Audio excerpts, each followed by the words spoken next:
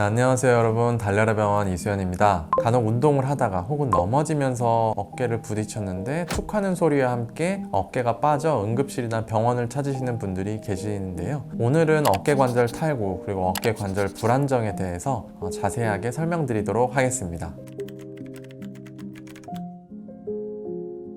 어깨 관절은 몸 관절 중에 가장 가동 범위가 넓은 관절 중에 하나입니다. 거의 360도로 회전이 가능한데요. 이걸 가능하게 해주는 것은 바로 그 어깨의 해부학적인 구조에 답이 있습니다. 이렇게 작은 관절와라고 하는 뼈 위에 커다란 상완골두가 살포시 얹혀 있는 구조인데요. 상완골두를 감싸는 관절와의 뼈가 상대적으로 작기 때문에 훨씬 넓은 범위로 움직일 수 있다는 장점이 있죠. 하지만 그게 또 단점으로 작용할 수 있습니다. 바로 어깨 관절이 쉽게 빠질 수 있는 것이죠. 즉 어깨의 불안정을 유발할 수 있는 것입니다. 관절의 불안정이 심해지면 아탈구 혹은 탈구로 이어져 어깨 관절의 외상, 손상을 입게 될 수가 있습니다. 이런 단점을 보완하고자 어깨 관절 주변에는 탈구를 방지하는 구조물들이 있습니다. 크게 두 가지인데요. 첫 번째는 관절와라고 하는 뼈를 360도로 둘러싸고 있는 관절와순이라는 구조입니다. 여기서 순은 입술을 의미하고요. 입술이 입 주변을 360도로 감싸고 있듯이 관절와순 역시 관절와를 360도로 둘러싸며 어깨 관절을 보호해주고 있죠. 두 번째는 어깨 관절을 둘러싸고 있는 여러 가지의 근육입니다. 이 근육들이 서로 상호작용하면서 어깨 관절이 과도하게 움직이지 않도록 도와줍니다. 보통 어깨 탈구가 발생할 때는 이런 관절와순 혹은 어깨 관절의 주변 근육 등에 손상을 입게 됩니다.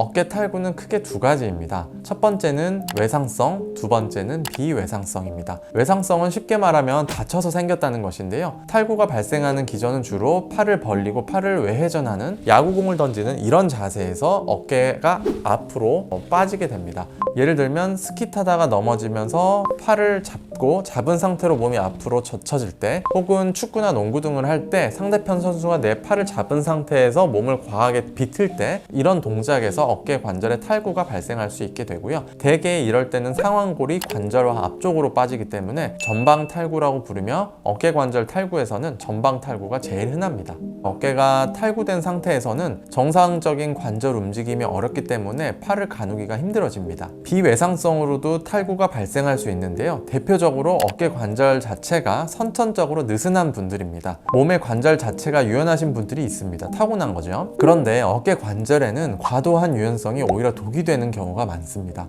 자, 이 사진은 실제 관절의 유연성 정도를 측정해보는 방법에 대한 내용인데요. 사진과 같은 동작이 잘 되시는 경우에는 관절 이완, 즉 관절이 느슨하신 경우로 이런 분들은 안정적인 관절 운동 범위를 벗어나게 될 경우에 탈구가 될 가능성이 높아지게 됩니다. 또 비외상성으로 탈구가 발생할 수 있는 경우는 처음 외상성 탈구나 그 밖에 다른 이유로 어깨 탈구가 발생한 상태에서 다시 한번 탈구가 발생하는 재발성 탈구인 경우입니다. 심한 경우에는 주무시면서 팔을 머리 위로 올리는 자세에서 탈구가 되기도 하고요. 뒤척이면서 잠꼬대를 하다가 탈구되어서 오시는 경우도 있습니다.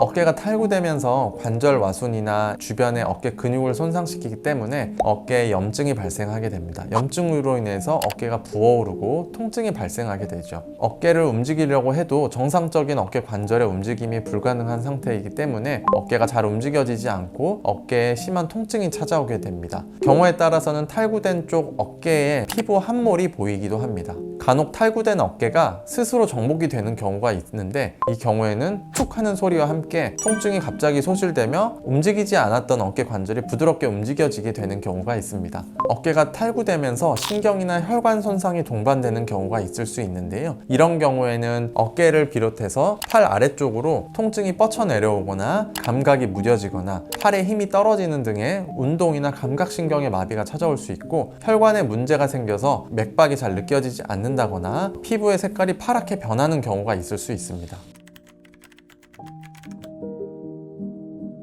만약 탈구된 어깨가 정복되지 않은 상태라면 무리해서 정복을 시도하시면 안 되고 그 상태로 응급실로 오셔야 됩니다. 무리하게 정복을 시도하다가 추가적인 손상이 발생할 수 있기 때문입니다. 설령 탈구가 스스로 정복이 되었다 하더라도 어깨 상태에 대한 평가와 검사가 필요하기 때문에 반드시 병원을 찾아주셔야 합니다.